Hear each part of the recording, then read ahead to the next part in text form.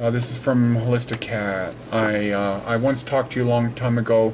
At that time, I was getting into alchemy and herbs, and had mentioned how I like some of the same music you're into. Anyway, I wanted to tell you to please check out Carnivore Extract. Good thing, blah blah blah blah. I saw a video you talking about it before. That's why I looked into it at first. Thought I would tell you about it. Yeah, I know about Carnivore. I was taking it for a while, and I stopped taking it because I muscle tested on myself. I really don't even have a lot of parasites in my body anymore. I should be having the zapper on me all the time. I actually muscle test myself to see. I muscle test a lot of stuff now, and I need to demonstrate the muscle testing. I muscle test myself and ask all the time if I need to eat. Do I need to eat an egg? Do I need to eat some, like when I start getting into the chicken tartare beyond that first time, I will muscle test myself to see if I need to do that. So, yeah. And last question, this just came in today. It's from X Slice of Heaven X, and I already answered this question, but I'll answer it so everybody can hear it. Hi, I've been eating about 2 cups of raw dehydrated buckwheat a day. I don't add no nuts to my diet. Will I gain weight with buckwheat? Can I eat as much as I feel like? I really love to crunch them. Thank you. First off, there's no worry about gaining weight with nuts. My issue with nuts is the omega-6 issue. And that is that the omega-6, omega-3 ratio should be roughly a 6 to 1. 4 to 1, 6 to 1, 7 to 1, somewhere in there. And the problem with that is even with most raw fooders, if you're eating olive oil, sometimes that gets up around 40 to 1. So tree nuts don't have the proper proportion of that. And no, they won't make you fat. Tree nuts won't. The only thing is you want to watch the tree nuts, eating them late at night. Some people are more sensitive to them. I'm definitely sensitive to them. Don't eat them too much, but when I did eat them, I had to eat them more in the middle of the day. If I went to bed on a belly full of munching nuts, tree nuts after smoking pot, I'd definitely wake up feeling a little yucky. And when you do that, that means that your blood is down in your belly doing work, and it's not up in your brain doing etheric work like it's supposed to be doing when you dream. So, and about the buckwheat, I don't eat dehydrated food too much anymore. I try to concentrate on eating live food. I will go ahead and I told X Slice of Heaven X, is that XX, that whole straight edge thing? I like that. Anyways, the dehydrated buckwheat, that stuff is really good. Nothing wrong with that. When you sprout buckwheat, makes some protein come alive. And then when you dehydrate it, that's called first place I learned about that was from Giuliano. He calls them buckwheaties. But the neat thing about the buckwheaties, which is dehydrated sprouted buckwheat, is you can take them and grind them up in a Vitamix or in a food processor, and you can actually turn that into a flour.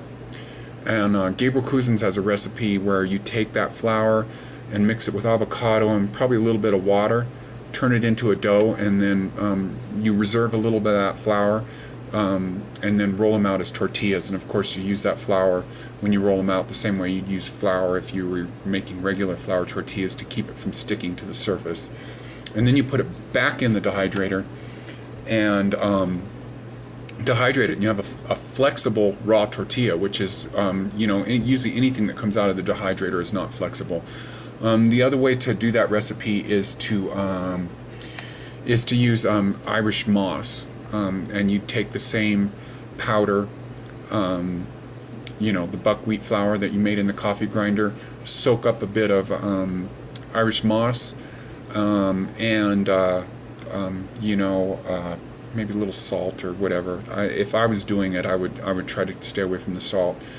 And then you'd want to blend that really good. The Irish moss, you blend the Irish moss first, and get a gel out of it, because Irish moss, when you start mixing it in with other stuff, it might leave little chunky bits in there. So take your Irish moss with a little bit of water. You want to drain the Irish moss off and get the salt off. It comes off really quick.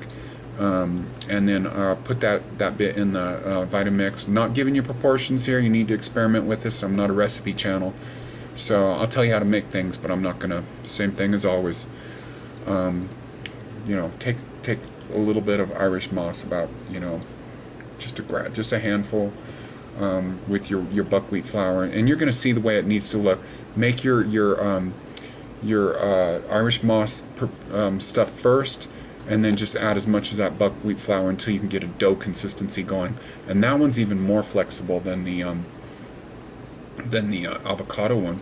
And you could start throwing other things in there, make it a flatbread, putting, some onions, chunky onions, some zucchini, and all that. And just using buckwheat in general, you could probably put some fresh buckwheat in there too. Fresh buckwheat, really, by fresh I mean not dehydrated, that keeps stuff soft and flexible also. So yeah, I'm a big fan of buckwheat. I eat buckwheat not all the time. I wish I ate it more. Not so into sprouting right now in the winter because it's not really warm enough in my house to sprout. So that's that. I gotta start going through the comments now. I'm gonna work forwards to back on the. Oh, how lovely! I definitely want to mention this. I did get a freaking comment from a vegan Nazi. This is from, I guess you don't mind eating the karmic energy of suffering. Another harmonic eater bites the dust. And that person got blocked. Their comment got deleted, and they got blocked from my blogs.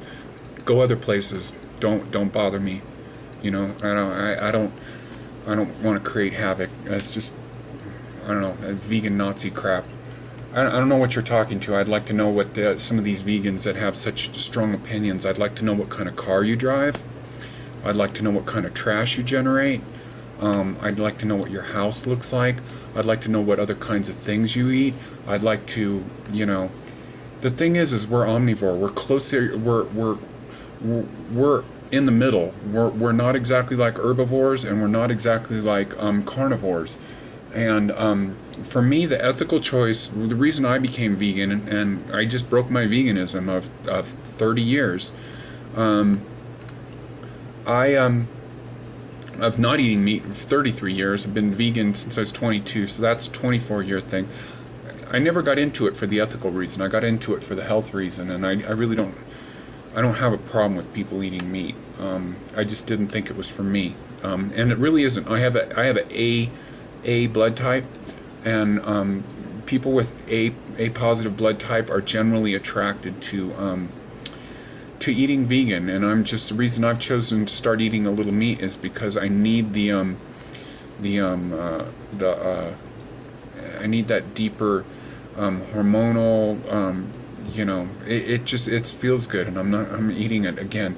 People that have shit to say, I don't care, but maybe you ought to take a look at yourself and see how you live your life before you start talking shit about somebody. I don't drive very much at all. I live in the mountains. I pretty much, I live a very green existence. So, to the vegan Nazi.